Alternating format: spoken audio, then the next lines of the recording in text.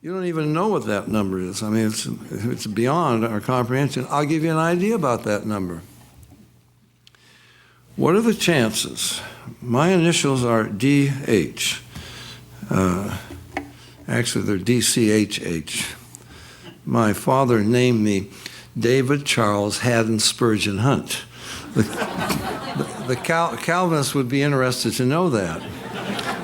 I was named after Spurgeon. My mother redlined Spurgeon. So my official name is David Charles Haddon Hunt, okay? Anyway, so there is an atom, one atom in this universe, out there somewhere. It has my initials on it, okay? We're zooming through space at hyperspeed, phew, and I reach out. What do you know? I got the atom with my initials on it. What are the odds? Very simple, 10 to the minus 80. One chance in one with 80 zeros after it. All right? Let's take every atom in the universe. Let's make another universe out of every atom in the universe. Now we're zooming through at hyperspeed, and I reach out. What do you know? I got it again. What are the odds? Well, you kids that are taking math, you know when you multiply, you add integers.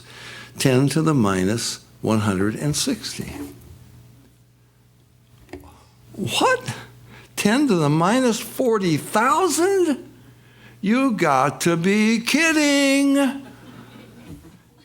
And Sir Fred Hoyle says, it is impossible. You would never get life by chance. And he says, they all know it. Why do they keep teaching it? Because it's academically respected. And if you don't, you lose your tenure, or you don't make it, okay? They're not going to publish your papers.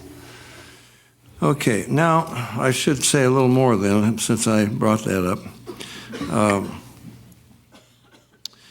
The evolutionist says, wait a minute, you can't just do it by mathematical odds. That's just dead things. You forget we're dealing with natural selection.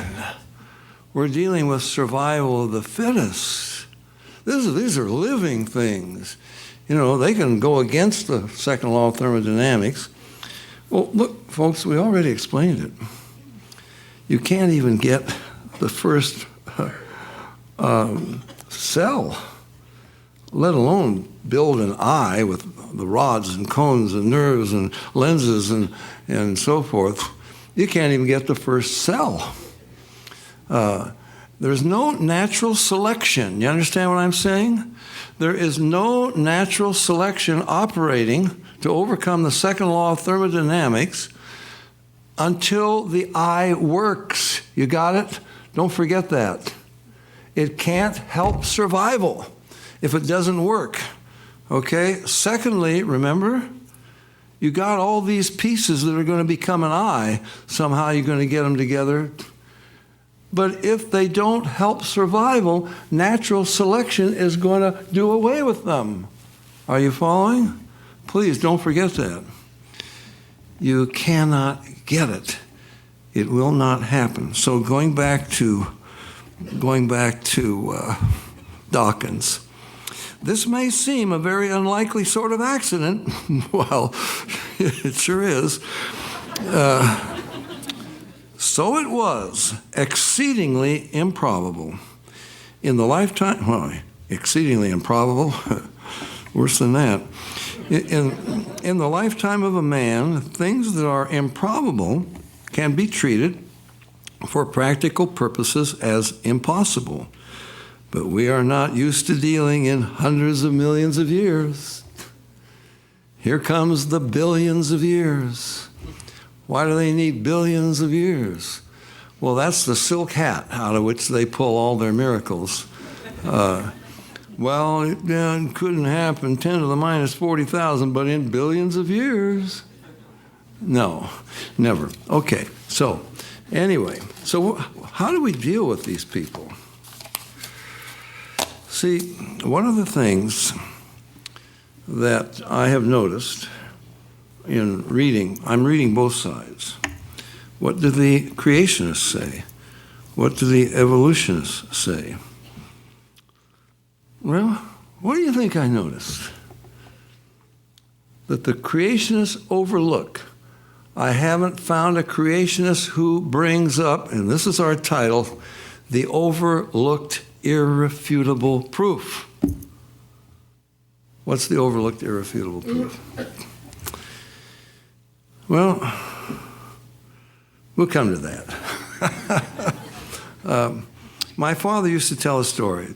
I don't think I mentioned this ever on this platform, I don't think. He used to speak at Speaker's Corner in Hyde Park. Anybody ever, how many of you been to Hyde Park? Okay. They love to argue there. Not the greatest place to get somebody to listen to you. They want to shout you down. But anyway, this is many years ago in the 1800s, and this speaker quoted, "The fool has said in his heart, there is no God." And anybody who doesn't believe in God is a fool. And the guy starts yelling, "Wait a minute, I'm an atheist. You said you can prove atheists are fools. If you can't prove right now that I'm a fool, we'll publish this in the papers and we'll run you out of town." The preacher says, "You're an atheist." "Yes, sir." "You don't believe in God?" "No, I don't believe in God. I've been fighting against God all my life." Well,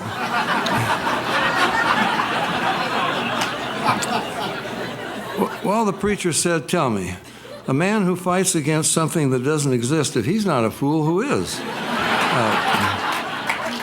Now, that's a cute story, but it's not going to quite make it. Now, somebody else, was it yesterday? Yes, told me another approach. Well, you say, and this is what they say. They say, God? That's just like Santa Claus or the Tooth Fairy. So what do you say? Well, you don't spend your time fighting against Santa Claus or the Tooth Fairy.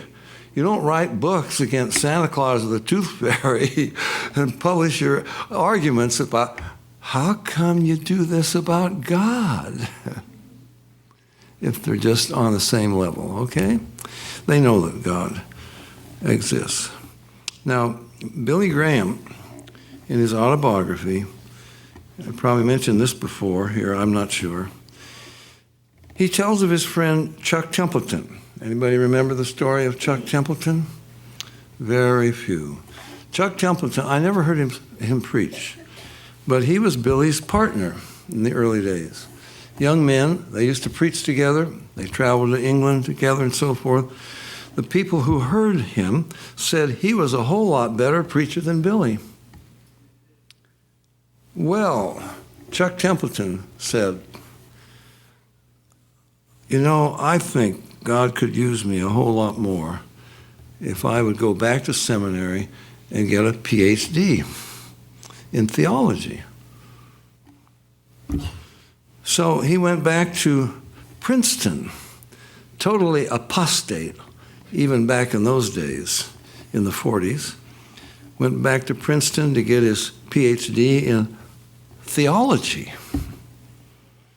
Boy, I can tell you, I found out that theologians are the worst ones. They're worse than the scientists in these universities and so forth. And what do you know? In the process, he lost his faith. No, he never had his faith. Good thing that he found out. He became an atheist. And Billy Graham tells you how Chuck, his buddy, contacted him and said, "Billy, there are unscientific statements in the Bible. They just won't hold up under modern science. There are psychologically unsound statements in the Bible. There are contradictions in the Bible. It's not the Word of God." And Billy tells you, he says, "It shook me to the core."